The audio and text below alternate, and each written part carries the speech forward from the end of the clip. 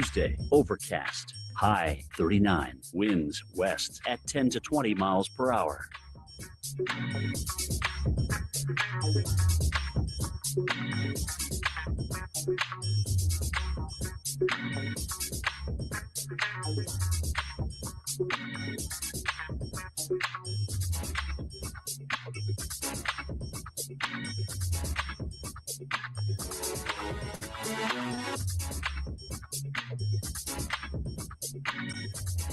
.35 degrees under partly cloudy skies.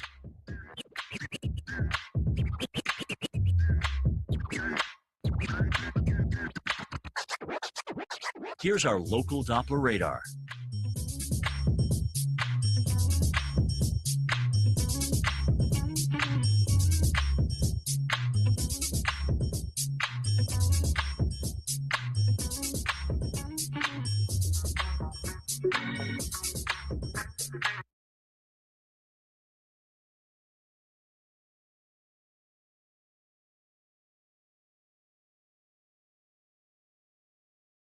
The ball is in the court right now of the Republicans. House Minority Leader Hakeem Jeffries ahead of a crucial deadline for funding the Department of Homeland Security, saying Democrats are standing firm by their demands. Dramatically reform the way in which ICE and other immigration enforcement agencies are conducting themselves. Jeffries saying if that doesn't happen, the DHS shutdown would be the fault of Republicans. They're making the explicit decision to shut down the Coast Guard, shut down FEMA, and shut down TSA. Lawmakers have just days to find a DHS funding solution or see the agency shut down. The deadline is Friday. Democrats' list of requirements for a bill to fund DHS and reform ICE include requiring immigration enforcement agents to wear body cameras and remove face masks, among other conditions. Certain Republican lawmakers have indicated openness to some of those demands. When I was mayor of Miami-Dade County, we put body cameras on all Miami-Dade County police, putting what agency you're from. I have no problem with that. But other demands are seeing more pushback from Republicans. A lot of times those face masks are there to protect the ICE agent themselves. I'm Reed Binion reporting.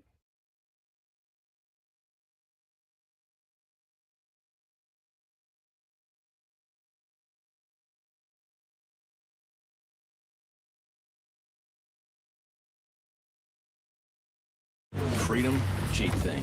Sacrificing facial hair and involuntary blood donations, sweating your tail off, freezing your tail off, all cheap things. Making a Jeep vehicle for only people like him, not a cheap thing. So we're bringing you more Jeep things this year, because Jeep things should be everyone's thing. Where does confidence come from? It's not from within. It must be pursued. Confidence is not a mindset. It's an achievement. In the GMC Sierra HD AT4X. Get 3.9% APR on 2025 GMC Sierra heavy-duty models. We are professional grade.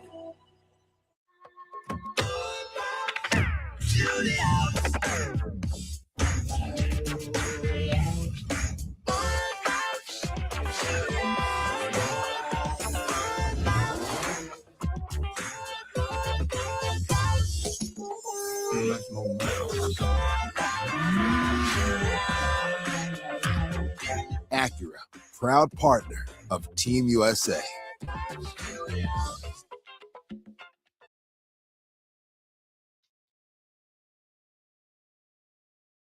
Opening statements are set to begin this week in a landmark social media trial. The lawsuit against Meta and YouTube claims that their platforms are deliberately addictive and harm children. At the center of the proceedings is a now 20-year-old identified by the initials KGM. She alleges the companies knowingly created addictive features that harmed her mental health, giving her anxiety, body dysmorphia, and suicidal thoughts. Attorneys for Meta and YouTube seem poised to argue that her family life led to those issues, not their platforms, saying the social media companies have added guardrails to protect young users in recent years. Ultimately, the decision in this trial could influence how more than 1,000 other personal injury cases against the social media companies will be resolved. Resolution in favor of the plaintiffs could result in billions of dollars in damages to the companies and could force them to change their platforms. Snap, parent company of Snapchat, and TikTok were also part of the lawsuit, but both decided to settle prior to the trial. TikTok and Snapchat are still defendants in similar trials against the big four social media companies, brought by some school districts and attorneys general. Those trials are expected to take place sometime this year.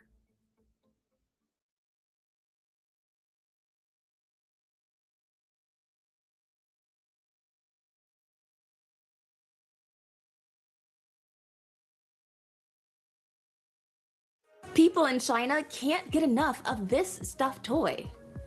It's known as the crying horse, and ahead of the Chinese New Year, which starts February 17th, this sad horse is getting a lot of attention. So why the frown? It's a mistake. The horse was supposed to be smiling, but the mouth was sewn on upside down. Chinese workers took to it immediately, saying it perfectly represents the drudgery of office work and their disappointment with the country's slowing economic growth. 2026 is the year of the fire horse in the Chinese zodiac, and that represents growth and ambition. But workers say they're too tired for all of that. The crying horse hashtag has been shared more than 190 million times on China's version of TikTok.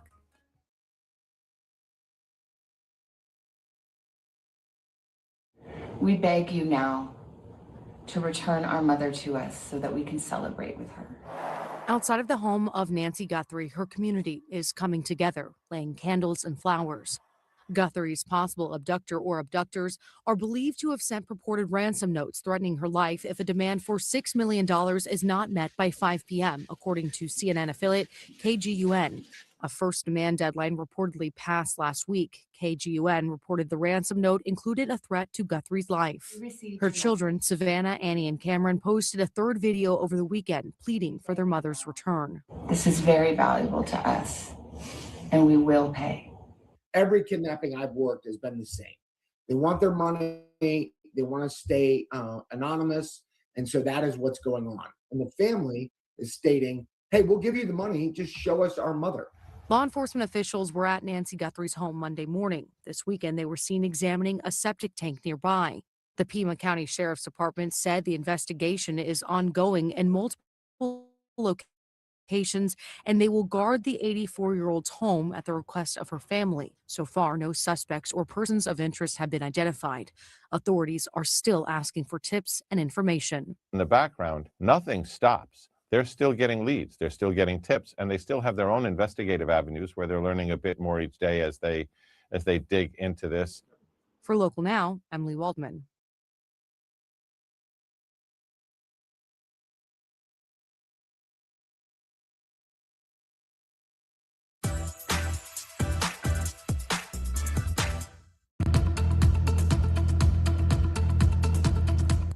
Hello, West Michigan. I'm Fox 17 Weather Ready meteorologist Terry DeBoer joining you here on this Monday. Finally, some much quieter weather building in. It was a cold weekend, but fairly quiet conditions over the weekend, and that trend does continue as we head through the day today. Temperatures this afternoon will be back into the upper 20s to around 30 degrees, and we will see at least some sunshine today. Some high and mid-level clouds rolling in will keep us from those brilliant blue sky colors that we enjoyed at times over the weekend. But once again, we'll be looking at dry conditions from start to finish. A quiet week of weather ahead with just small disturbances coming through. No Arctic air in sight for us anytime soon.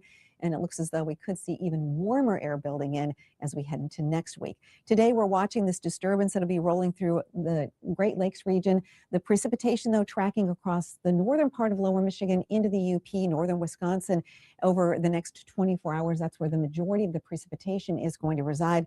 Can't rule out perhaps a sprinkle or flurry as far south as perhaps Big Rapids, Greenville, Carson City. But again, for the most part, much of our part of the state is going to stay dry. Now, as we head through the day tomorrow, it's going to be windier, but we will be warmer tomorrow. High temperatures will reach the mid-30s, and then we turn a little cooler again as we head into Wednesday and Thursday with high temps in the upper 20s to around the 30-degree mark. A little more sunshine working in this weekend will likely boost those high temps back into the low to perhaps even mid-30s as we head into Valentine's weekend. Here's a look at the winter weather situation. And again, you can see it's northern Wisconsin and the UP where we have the most significant impacts expected by the system that will be rolling through.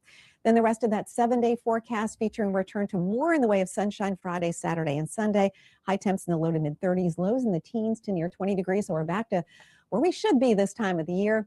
And that 8 to 14 day outlook, which takes us through the end of that third week of February, the colder air pooling out west with the buckle and the jet stream there, that allows that big bubble of warm air to build in across the central and eastern United States. And that does include those of us in the Great Lakes. So just be patient. We've got some much warmer air on the horizon.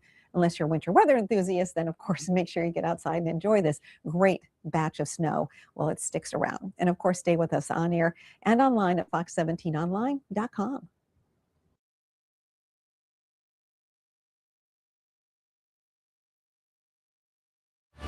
So I have a new roommate now. Hi, Grace. Together, we're pretty smart, but no one's ever done this before. It is time go. I think you'd be in go time, pal. Here's a look at the final trailer for Project Hail Mary. Ryan Gosling plays a science teacher sent into space to discover why the sun is dying. Project Hail Mary, based on the novel by the Martian writer Andy Weir, opens in IMAX and other theaters March 20th. You know what freedom is? What? No fear. Go! Paul Thomas Anderson appears to be in the driver's seat in this year's Oscars race. The Directors Guild of America has given the One Battle After Another director its top prize. The DGA winner has gone on to win the Oscar for Best Director in each of the last 5 years. If you would have asked me 10 years ago if I was going to have security concerns at a librarian conference, I would have been like, you're nuts. The Librarians looks at the battle over books with race-related and LGBTQIA+ content and the consequences for education, free expression, and what it means to be a librarian. The Independent Lens documentary debuts today on PBS and the PBS app. In Hollywood, I'm David Daniel.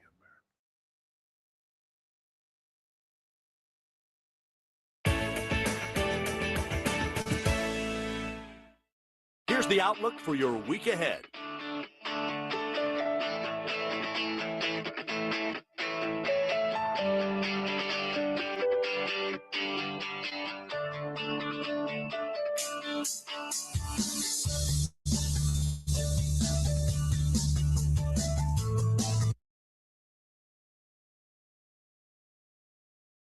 As coverage for the 2026 Winter Olympics continue in northern Italy, still monitoring what could be some impactful weather for some of the events and for some of our athletes. Good news is for Tuesday, not much for impactful weather. We will have plenty of cloud cover building in, whether that's the lower terrain down towards Milan or Milano, or out towards Cortina, where temperatures will be colder. It's just equally cloudy. Their high temps around 32 degrees. Some cool events going on tomorrow, just in case you're interested in tuning in. We have the men and women's cross-country skiing sprint classic, the qualifications and a number of the other surrounding events around that happening tomorrow. And then something later on in the day, women's ice hockey, Canada versus USA. So that should be a pretty good one. As mentioned, high temps around 50 degrees for Milan, plenty of cloud cover building in. Over the next 7 days, we are monitoring not one, but 2 separate weather systems, likely a little bit more impactful across the entire country of Italy, not just northern Italy. That's going to be Thursday, kind of late Wednesday night into Thursday, and then again on Saturday. And where we have rainfall for the lower terrain, that's going to mean snowfall for Cortina, higher terrain. So again, Thursday, Saturday, expecting rain and snowfall. Also would expect some colder temps, maybe a slight adjustment to the wardrobe, possibly necessary.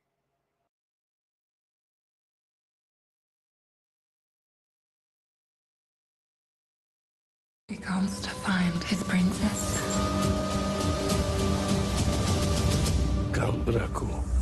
Dracula debuted in 5th place, grossing $4.5 million. 속에 사는 듯한 느낌이 있습니다. Stray Kids, the Dominate experience, made $5.6 million, opening at number 4. Can we just agree this is important?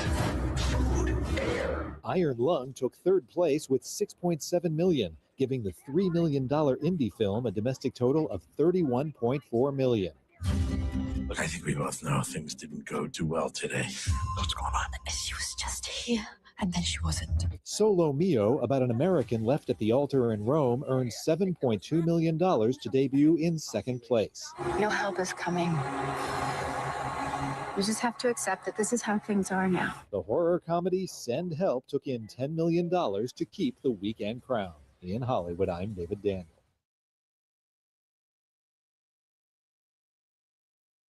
Drug maker Novo Nordisk has filed a lawsuit against telehealth provider Hims & Hers over alleged copycat versions of its weight loss and obesity medication. The lawsuit accuses Hims & Hers of making compounded knockoffs of the popular GLP-1 drugs Ozempic and Wegovy. The FDA allows compounding pharmacies to make copies of authentic drugs when there is a shortage. That way, other companies like Hims & Hers are able to fill the supply gaps for patients. But Novo Nordisk and their drugs Ozempic and Wegovy were taken off of the shortage list early last year, meaning other companies must stop producing their own versions. Novo Nordisk estimates that 1.5 million Americans are using copies of their drugs and is seeking damages for alleged loss in profits.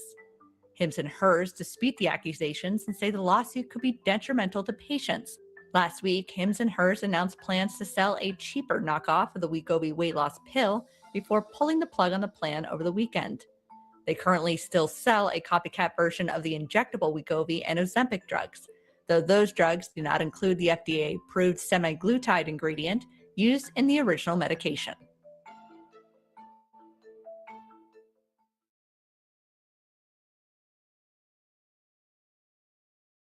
In a decisive win on Sunday, the Seattle Seahawks emerged victorious over the New England Patriots. In the Super Bowl 60 matchup, it was a game of defense with the Seahawks reigning supreme. Seattle only allowed the New England Patriots 78 yards throughout the first 3 quarters of the game. Patriots quarterback Drake May tried to mount a comeback in the fourth quarter, throwing for 2 touchdowns. But with 2 interceptions and a fumble, the fate for the Patriots was sealed. Final score Seahawks 29, Patriots 13 to secure a second Super Bowl victory for Seattle. In a post-game ceremony, Seahawks running back Kenneth III was named Super Bowl 60's MVP, and Seattle was presented with the famed Vince Lombardi Trophy.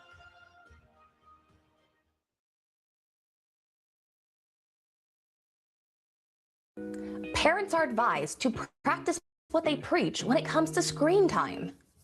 Parental phone habits could have a direct link to the phone habits of their children, according to a study published in the BMC Pediatrics Journal. The bottom line, adults who spend a lot of time on their phones are likely to have kids who follow suit. And those kids are more likely to see rated R movies and play mature rated video games. The findings are based on a study of more than 10,000 12 and 13-year-olds. Researchers say it's basically impossible for people to not use their phones, but they recommend trying to place limits on screen time. They also say families should work on developing rules during meal times and before going to bed.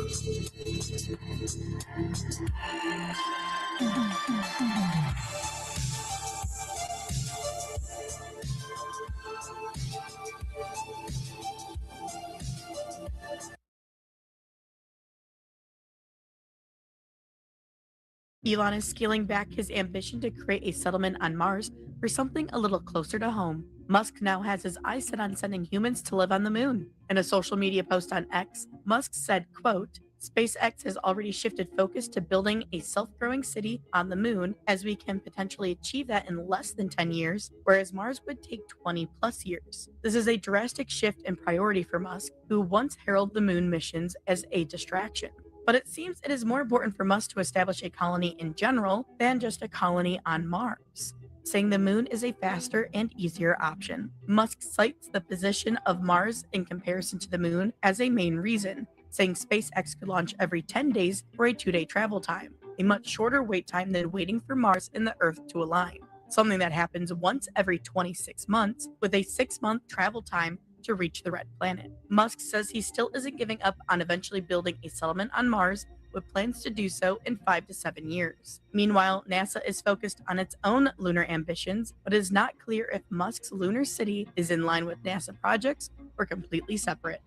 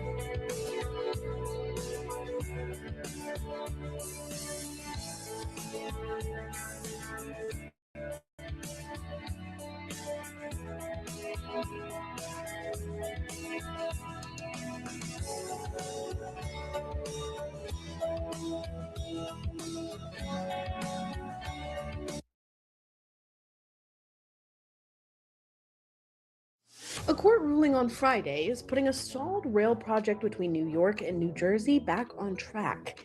A federal judge ordered the Trump administration to unfreeze more than $16 billion for the Gateway Project, a major rail tunnel under the Hudson River. The ruling follows a lawsuit filed by New York and New Jersey, alleging that withholding the funds was unlawful. The money had been on hold since October, when the Department of Transportation paused payments while reviewing the project's contracts. The goal was to ensure those contracts were in compliance with new federal rules on DEI policies. The agency overseeing construction filed a lawsuit after federal payments stopped, saying the work could not continue without the funds. However, prior to the lawsuit, it was reported last month that President Donald Trump presented an offer to Senate Minority Leader Chuck Schumer. The president would unfreeze the funds in exchange for an agreement from Schumer to rename New York's Penn Station and Washington's Dulles International Airport after Trump. According to two sources, Schumer rejected the proposal. With the judge's order, federal funding for the Gateway Project is expected to resume, allowing work on the tunnel to continue.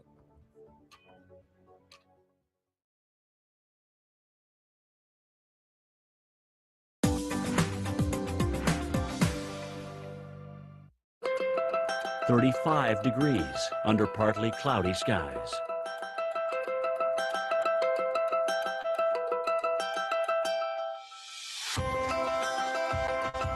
Here's our local Doppler radar.